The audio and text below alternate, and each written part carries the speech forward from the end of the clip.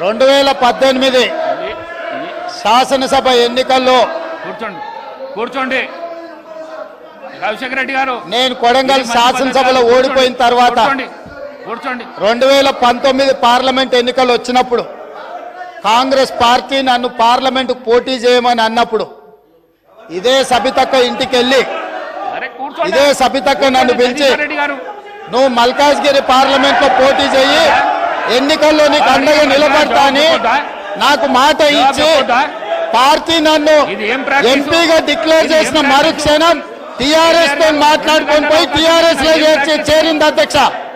తమ్ముడుగా నన్ను పిలిచి మల్కాజ్గిరి పార్లమెంట్ లో ఎన్నికల్లో పోటీ చేయమని నన్ను ప్రోత్సహించి పార్టీ నన్ను ఎన్నికల్లో అభ్యర్థిగా నిర్ణయించిన తర్వాత కేసీఆర్ మాటలకు అధికారం కోసం కాంగ్రెస్ ను వదిలి టిఆర్ఎస్ పార్టీలో చేరి మంత్రి పదవి పొంది తమ్ముని మోసం చేసింది కాబట్టి ఈ రోజు నమ్మొద్దు అని కేటీఆర్ కి చెప్పిన అధ్యక్ష.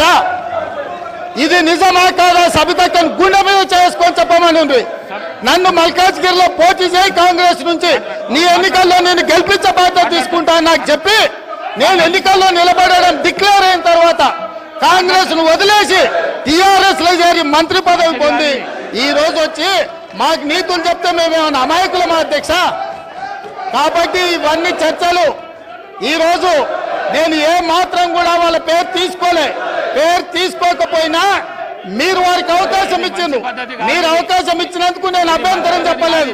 ఇంకేమైనా చర్చ ఉంటే ఇప్పుడు కొత్త గవర్నర్ గారు వస్తున్నారు, ఎయిర్పోర్ట్ కి వెళ్తున్న గవర్నర్ గారిని రిసీవ్ చేసుకోవడానికి మళ్ళీ వెనక్కి వచ్చి అన్ని వివరాలు నేను అన్నిటికీ సమాధానం చెప్తా. మా డిప్యూటీ చీఫ్ మినిస్టర్ గారు అప్పటి వరకు సభ నడుపుతారు. కొత్త గవర్నర్ గారిని రిసీవ్ చేసుకొని రాజ్భవన్ విడిచిపెట్టి మళ్ళీ సభలోకి వస్తా అధ్యక్ష.